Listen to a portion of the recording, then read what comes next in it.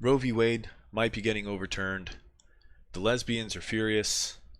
I can see why. They're mad because men can have babies, and I know that that infuriates them. But really, does it even matter? And honestly, it doesn't matter. It doesn't matter. It's just not going to be a constitutional right any longer. The states can still dictate whether you can slay babies or not. So if you want to continue to slay babies, then you can move to California, you can move to Washington State, you can move to New Jersey, you can move to any of these liberal shitholes, New York City, and you can get pregnant by your girlfriend, boyfriend, transition girlfriend, transition to boyfriend, transition to. It's always weird when they like transition and then they like one becomes a girl, one becomes a boy, and then they date each other. Like, why didn't you just find your. Oh, so you're gay. Like, who fucking cares? It doesn't make any sense. But anyway, it doesn't matter. It's not a big deal. These people shouldn't get upset, but they're going to. And it's leading into the midterms. And this is why I find it absolutely dangerous. Because the potential to throw us into another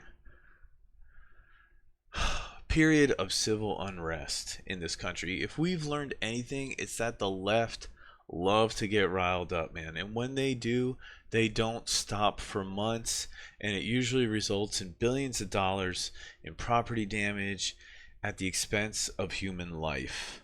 Okay? So this is a really bad play. If this is a play by the GOP, it is a bad one. Because if anything, I think this destabilization that could result from this, the destabilization that could result from this for the country, could lead us into another one of those periods of civil unrest that are just going to be terrible going into the midterms.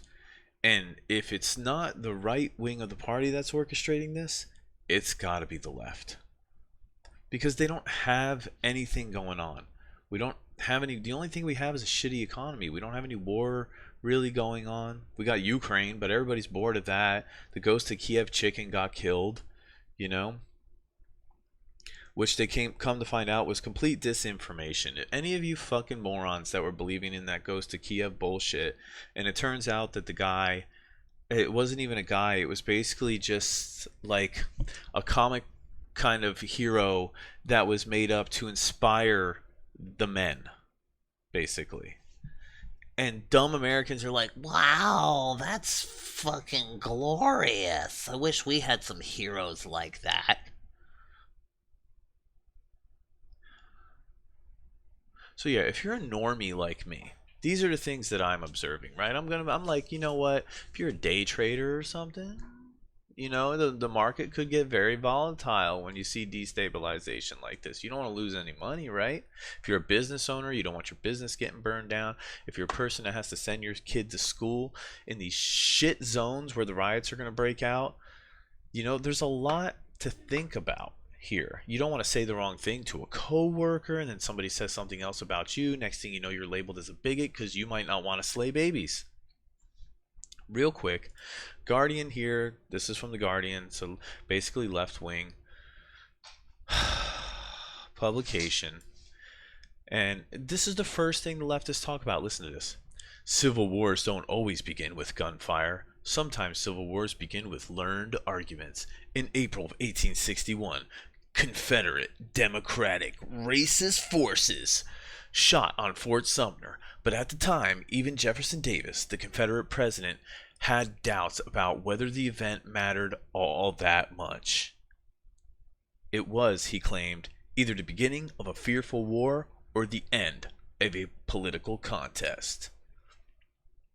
They want this. It's like they psychologically prep us in propaganda bullshit like this for what is coming. What the left is basically telling us is we are getting ready to unleash Antifa and BLM and the lesbian hordes upon your city. That's what they're telling us. That's what they're telling us. This summer, when the U.S. Supreme Court makes its long-expected decision in Dobby versus Jackson, Women Health Organization, it will be inevitably alienated. It will inevitably alienate half the country. So they're also worried, and I heard this this take on it as well, is that they're afraid that it's going to further divide the states. But you know what? I'm fucking for that. If you want to go live in a blue state, go do it. Go do it. Go live there. And but you know what? You make your bed, you sleep in it, because I rather live in a state like Florida. Okay? I'd rather live in a state that has a decent economy with a decent governor where we have some decent friggin' morals. Florida used to be the joke of the country, but now you know what? It's the new Texas. Everybody wants to come here. So, but if you want, I don't have any desire to live in California.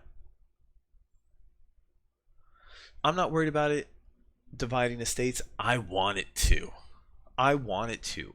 And I'm sick of them. They can take the Federal Reserve, they can take the woke generals, they can take the wackadoo leftists and the LGBT, and they can take their disinformation czar, and they can have all of it over there. We'll go back on the gold standard, and we'll just do our own thing. We'll focus on making money. We'll focus on exporting, and we'll focus on manufacturing and taking care of ourselves. And if you don't like it in a red state, you can fucking leave. But I'm not worried about this.